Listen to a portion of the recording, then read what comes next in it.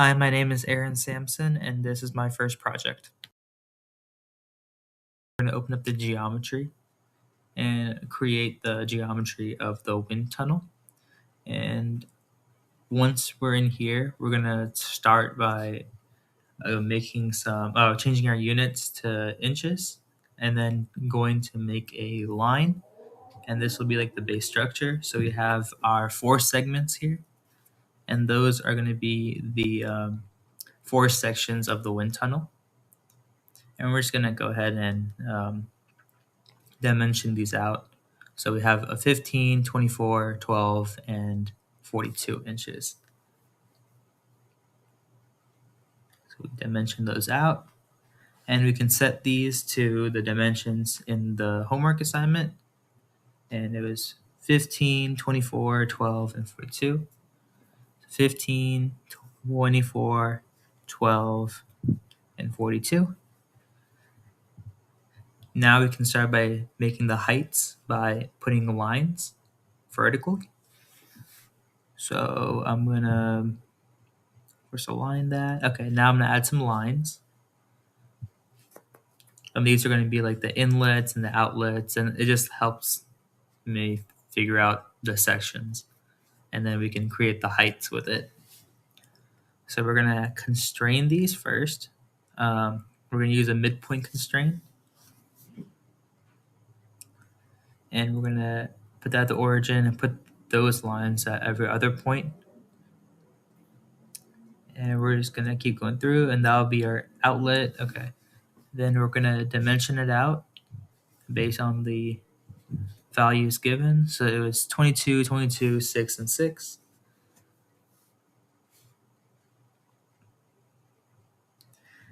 Oh, and the last one doesn't really need, we don't have one because we only have a half diffuser angle. So we can do that later. 22, 22, 6, and 6.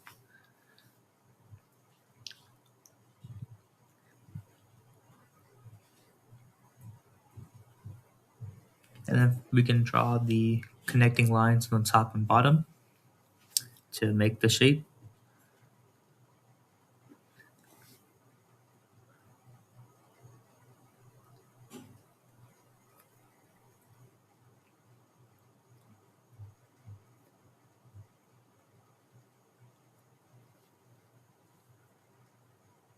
And we can dimension these out, dimension the angle for the last part to be 177 degrees because it is a 3-degree half angle. And if you flip that to the other side, 180 minus 3 degrees is 177. And that's our geometry. We can turn this into a sheet.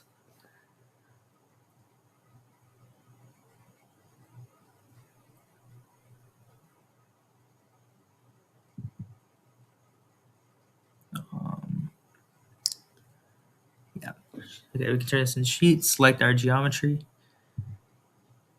to be the sketch, and generate the sheet. And that's going to be our wind tunnel. We do need to remove the interior lines, so we can go ahead and do that.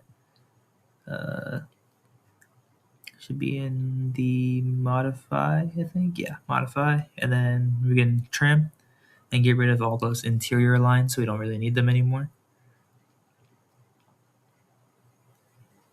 And now we have our wind tunnel. We go ahead and generate that. And one more thing for later, we can take the entire length of the tunnel. And you can do that by going to tools, first changing it to meters, and then going to the tools and getting the measuring tool out. And we're going to select the first edge. You have to click on the edge tool, clicker, click on the first edge, and then click on the second edge. And that's our length, 2.3622 meters.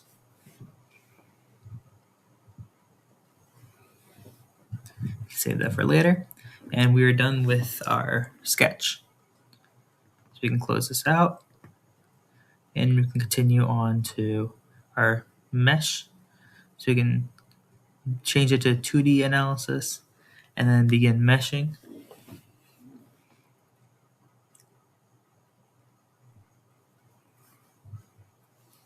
Okay, we can open up the mesh. And there it is. And let's change some properties about it. So first we're going to go to the mesh and we're going to add a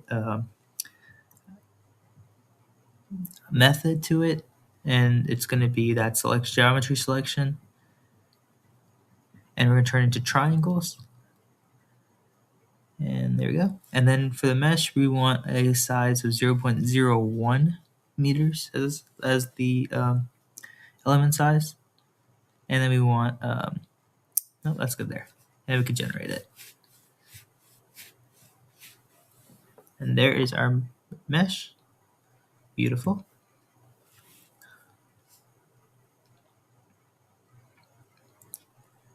Now here we can start by defining our inlets and outlets and walls. So first we're going to highlight all the walls, which are all at the top and bottom segments. And click N and just name them. So it will be wind tunnel underscore walls. And then the inlet, so wind tunnel inlet.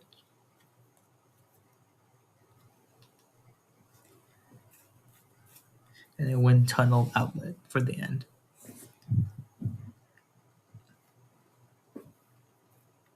Sweet. And we should be done here with the meshing. We can generate one more time, just make sure it's all saved. And it's all good. Alrighty. We can close out of that.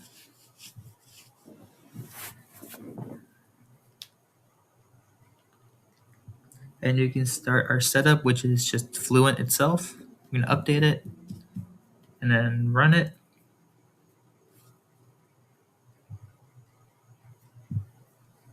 Takes a little bit to load up.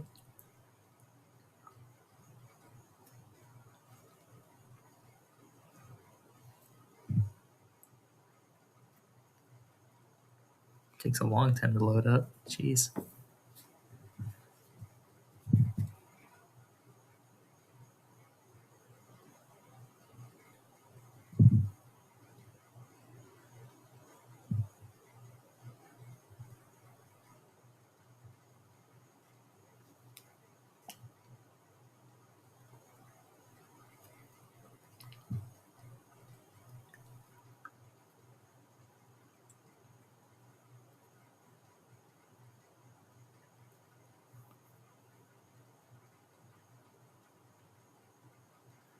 Oh, it's taking its sweet time, huh? Okay. I think it's done. And we can go ahead and start it up. Yeah, okay. So we're going to do double precision and we're going to do 2 solving processes. You can start it up.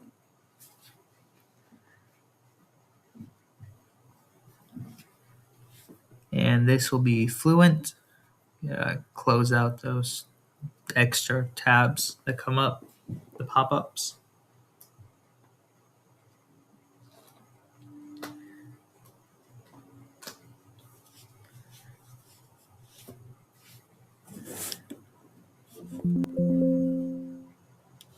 Sweet. And we can full size this. And there's our geometry with the inlet and outlet defined. So let's turn on energy so we can get temperature readings in and have like energy equations applied. We can change this to K epsilon and then have an enhanced wall treatment to get pressure gradients and thermal effects. And that's all there. And then we can go to our inlet by going to boundary conditions down there.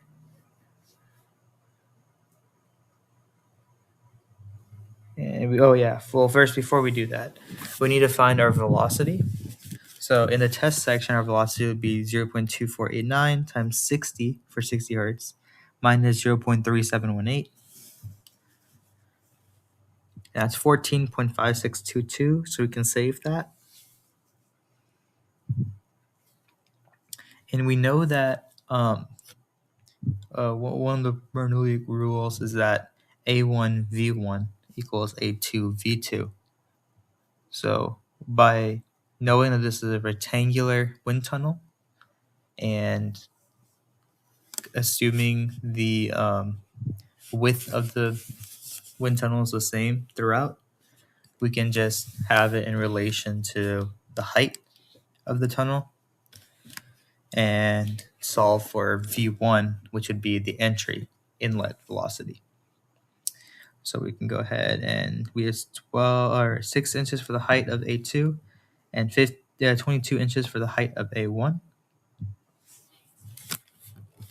we know that V2 is equal to 14.2566. Or 5622. So we can go back down here. And the A1 equals 6 times 14.5622 divided by 22. Yep, 22.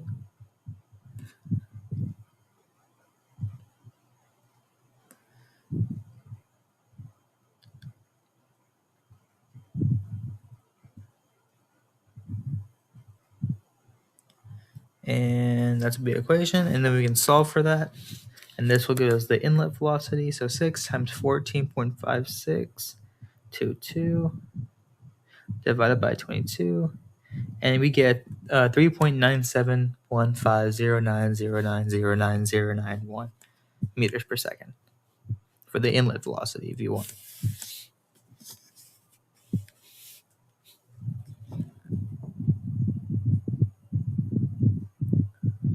So we can set that for our boundary condition, inlet.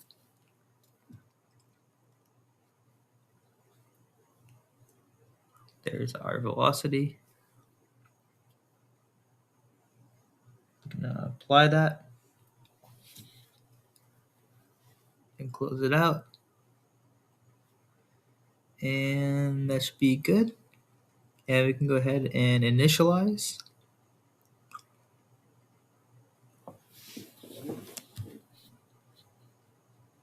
Start the initialization and run the calculation.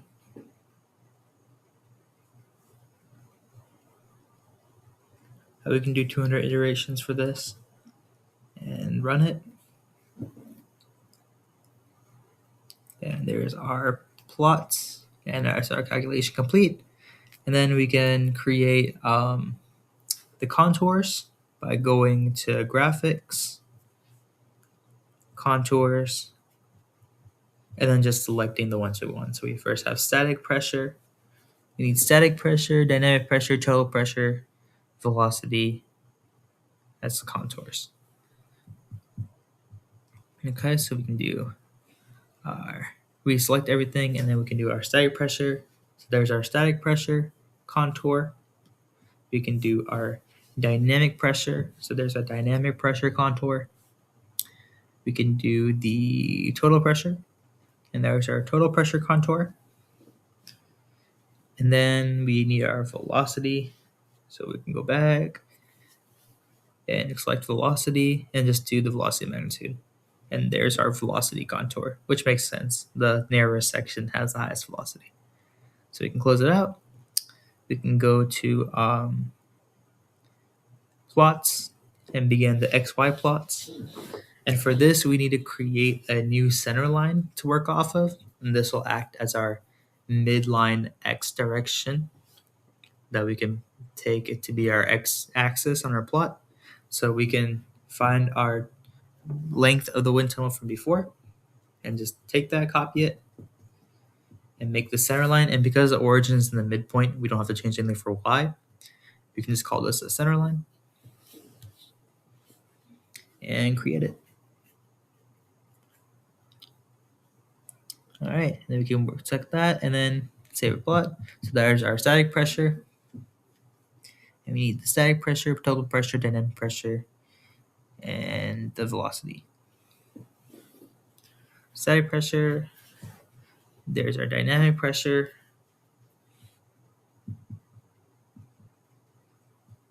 There's our total pressure.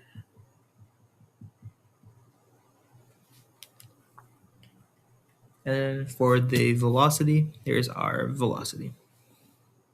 And that's it.